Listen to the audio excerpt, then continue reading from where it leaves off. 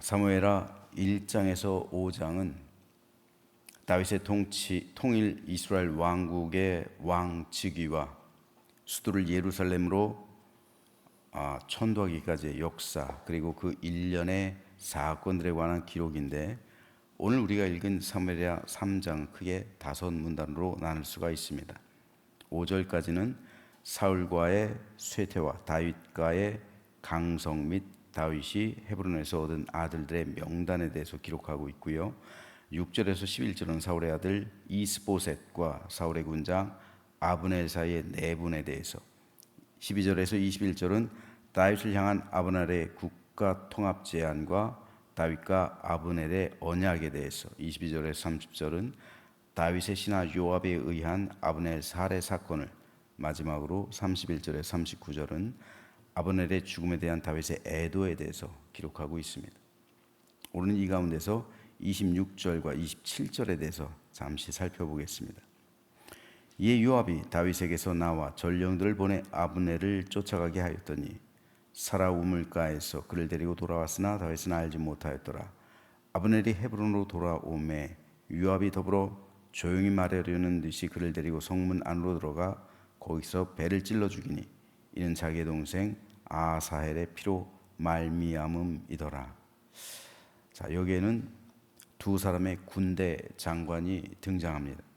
한 사람은 사울 왕가의 군대 장관이었던 아브넬이고, 또 한 사람은 다윗 왕가의 군대 장관이었던 요압입니다.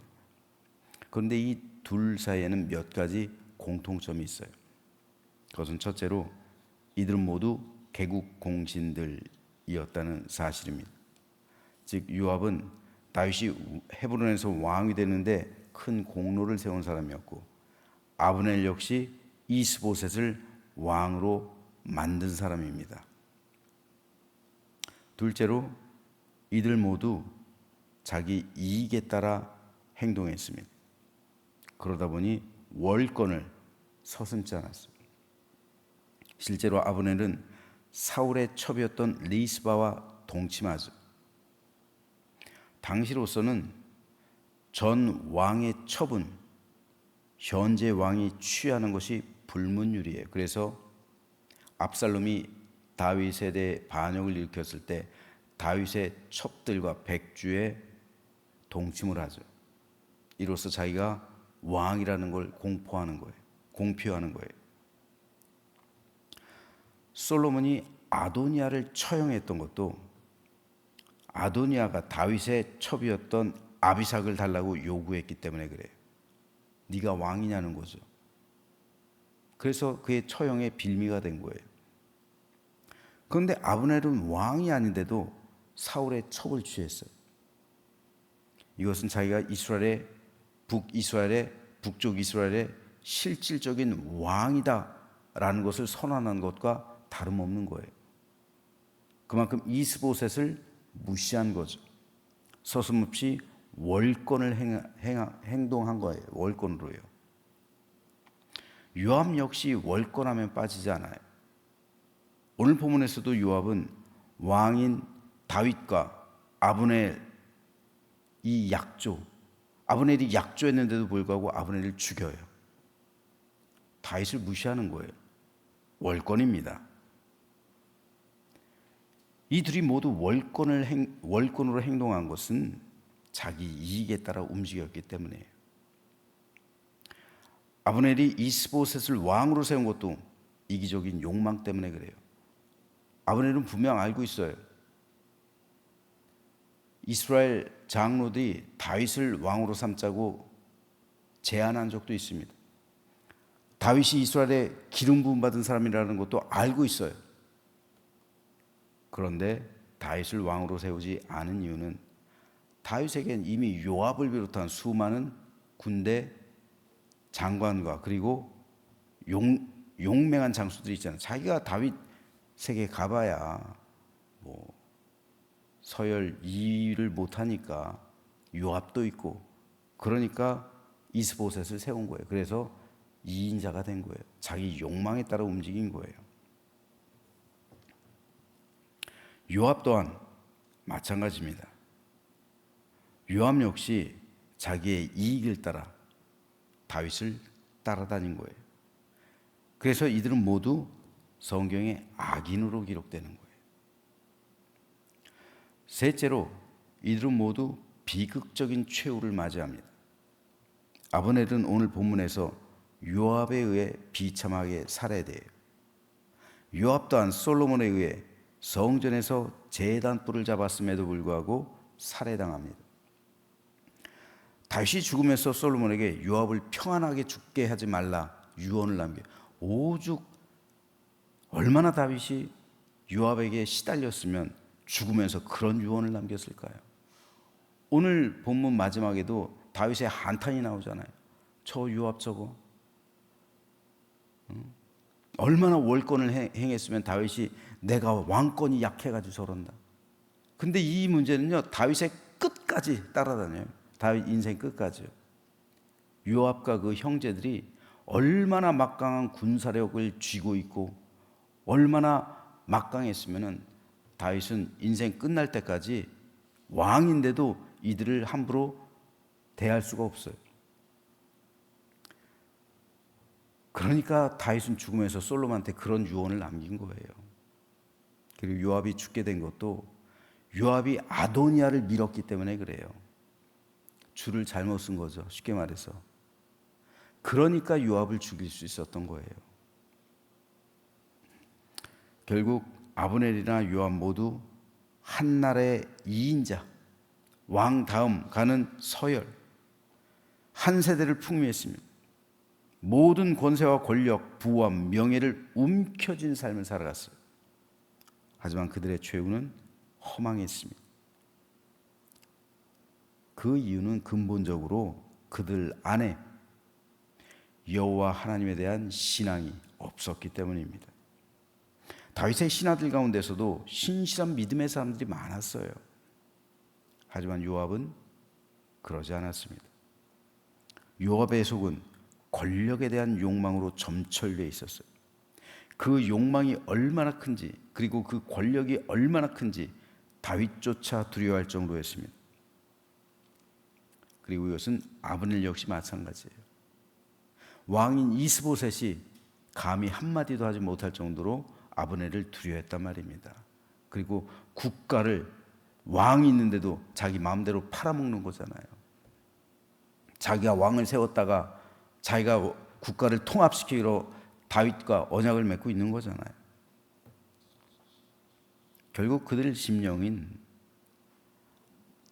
자기 이익, 자기 권력, 자기 욕망으로 가득했기 때문에 여호와 하나님에 대한 어떠한 믿음도, 하나님에 대한 어떠한 순종하는 것도 없었기 때문에 그들은 타락의 길을 걸어간 것이고 결국은 버림받아서 비참한 최후를 맞이했던 겁니다.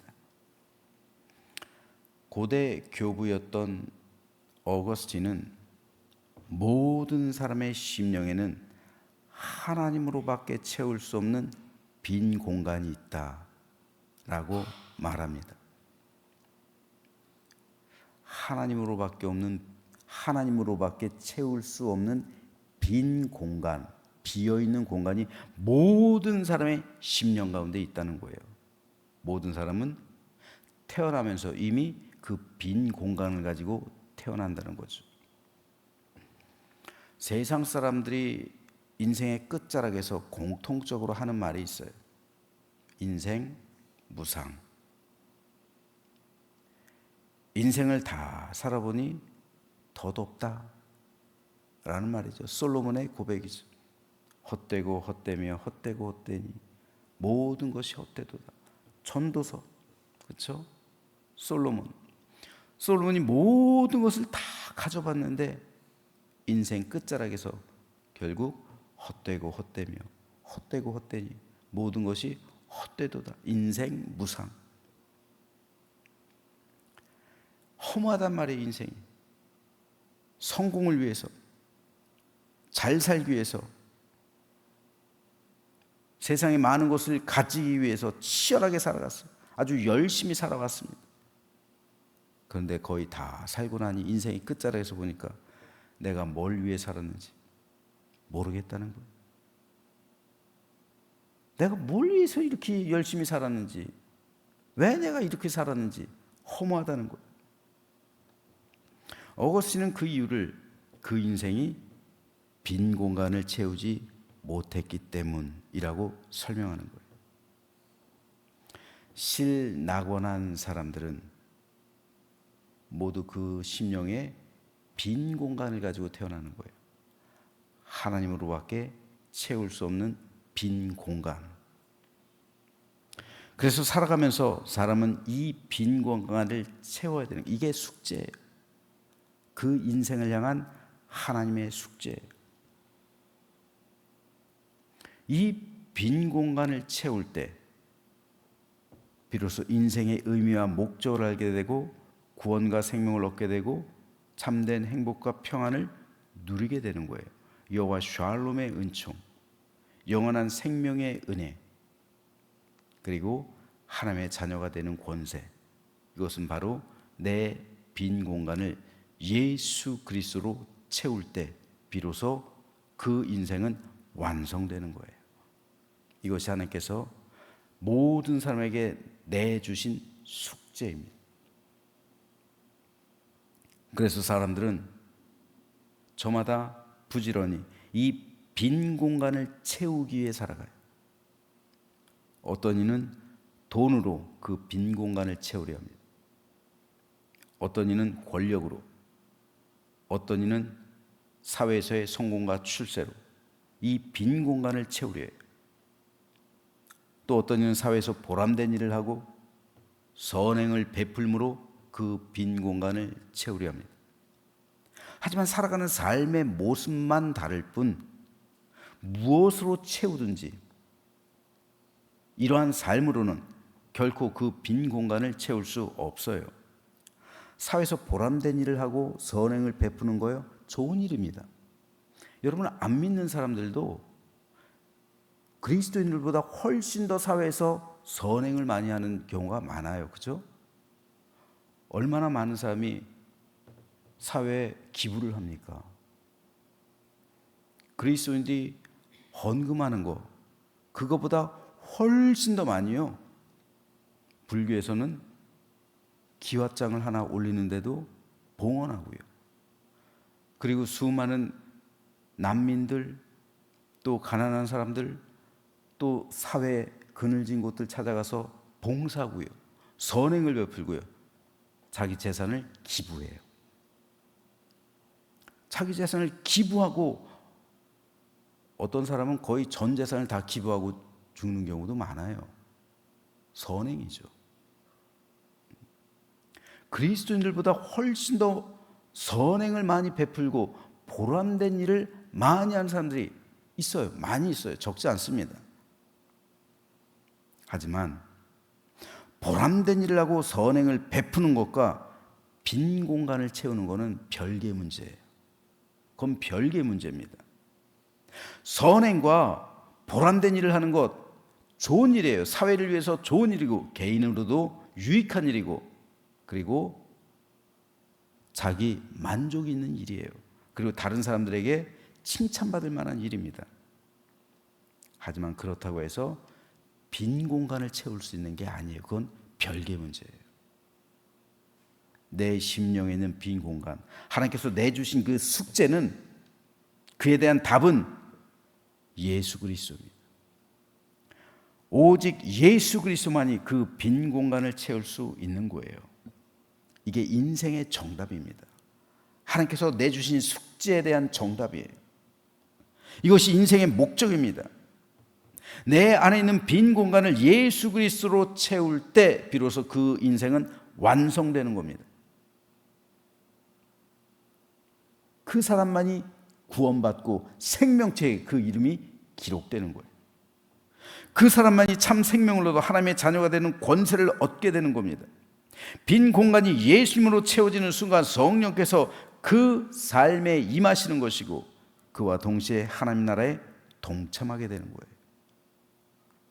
그에게는 이미 천국이 임했기 때문에 천국은 그의 삶의 현실이 돼요. 죽어서도 천국에 가겠지만 살아 있을 때부터 천국이 그 삶의 현실이 되어서 천국의 삶을 이제 누리며 살아가게 되는 겁니다. 따라서 천국의 기쁨이 그 10년 가운데 충만하게 되는 거예요. 그렇기 때문에 더 이상 세상에 대한 욕망, 탐심, 정욕, 죄악이 그 10년 가운데 자리할 수가 없는 거예요. 예대 바울은 이렇게 말합니다. 새번역 성경으로 읽어보겠습니다. 이와 같이 여러분도 죄에 대해서는 죽은 사람이요 하나님을 위해서는 그리스도 예수 안에서 살고 있는 사람이라는 것을 알아야 합니다. 그러므로 여러분은 죄가 여러분의 죽을 몸을 지배하지 못하게 해서 여러분이 몸의 정욕에 굴복하는 일이 없도록 하십시오. 그러므로 여러분은 여러분의 지체를 죄에 내에 맡겨서 불의의 연장이 되게 하지 마십시오. 오히려 여러분은 죽은 사람들 가운데서 살아난 사람답게 여러분을 하나님께 바치고 여러분의 지체를 의의 연장으로 하나님께 바치십시오. 여러분은 율법 아래 있지 않고 은혜 아래 있으므로 죄가 여러분을 다스릴 수 없을 것입니다. 예수 그리스도께서 내 심령의 빈 공간을 채우는 순간 이제 나는 하나님의 자녀가 되고 내 안에 천국이 임하고 하나님의 권세 가운데 우리가 거하게 되는 것이죠. 그러므로 모든 죄악이 자리할 수가 없어요. 우리가 죄악을 이길 수 있는 힘과 능력이 우리에게 주어졌단 말입니다. 하나님의 자녀가 된 권세가 우리에게 임했다는 거예요. 그러므로 죄와 사망이 우리를 지배하는 게 아니라 생명과 은혜의 법이 우리를 해방시켰어요. 그러므로 우리는 능력과 권세 가운데 살아갈 수 있고 사단의 권세를 대적하며 모든 죽음을 정복하고 사망의 권세를 깨뜨리고 부활과 생명과 하나님의 자녀의 권세로서 믿음 가운데 천국을 누리며 살아갈 수 있게 되는 겁니다. 이것이 그리스도인들의 정체성이에요. 우리들이 살아가고 있는 삶의 현실이고 삶의 연장이에요. 그렇다면 오늘 저와 여러분의 심령의 빈 공간은 과연 예수 그리스도로 채워져 있습니까? 우린 날마다 이것을 확인해야 돼요. 날마다 하루를 시작하면서 예수 그리스도께서 내 안에 있음을 믿음으로 고백하게 된다면 생명과 구원이 오늘 내게 임했음을 확신하고 그리고 천국이 내 안의 현실로 오늘 천국의 삶을 살아가고 있다는 사실을 믿으시면서 하루하루 우리 주와 동행하게 될 때 우리에게 문제될 것이 아무것도 없어요. 영원한 생명이 내 안에 있습니다. 하나님의 자녀로서의 권세가 내 안에 있습니다. 성령께서 내 안에 계십니다. 천국이 내 안에 현실이 되었어요. 그렇다면 왜 세상 것들 때문에 염려하고 근심합니까? 왜 썩어질 세상 것들 때문에 믿음에서 멀어집니까? 왜 내 안에 이미 채워져 있는 예수 그리스도의 생명을 세상 것으로 대신하려고 합니까? 그렇다면 그것은 마귀에게 속는 거죠. 사단의 유혹에 넘어가는 것이고 이 생의 자랑과 세상의 정욕으로 인해 넘어지게 되는 거예요. 그러므로 저는 저 여러분 모두가 내 안에 있는 빈 공간을 예수 그리스도로 채웠음을 믿으시면서 이 시간 하나님께 하나님 충분합니다. 주님께서 내 안에 임재하심으로 내 빈 공간이 채워졌으므로 그것으로 충분합니다. 그것으로 내 인생은 이미 완성된 거예요. 그것으로 내 인생은 이미 성취된 겁니다. 그것으로 충분합니다. 주님 한 분으로 내 인생 충분합니다. 나머지 내 인생 속에서 내가 살아가는 삶의 현장 속에서 현실 속에서 닥치는 모든 문제들 아버지께서 해결해 주십시오. 그건 아버지의 몫입니다. 나는 이제 하나님의 자녀입니다. 하나님 그 모든 것 다 아버지께 맡기니 하나님께서 그 모든 것 예수님께서도 말씀하시잖아요. 굳이 기도하지 마라. 그런 거 기도하지 않아도 아버지께서 알아서 해주실 거야. 이제 너희는 그의 나라와 그의 의를 구하라. 그러면 나머지 것들 현실에 다가오는 문제들 그런 거 구하지 않아도 아버지께서 다 알아서 해주실 거야. 우리가 적어도 이런 믿음은 있어야죠. 왜요? 내 안에 빈 공간을 예수님께서 채우셨으니까. 이제 나는 하나님의 자녀가 되었으니까요. 이 믿음으로 주님 한 분으로 충분합니다 고백하며 참된 감사와 기쁨 가운데 매일매일의 삶, 특별히 오늘 하루를 천국의 기쁨과 행복 누리며 살아가는 우리 모두가 되시기를 주님의 이름으로 축원합니다.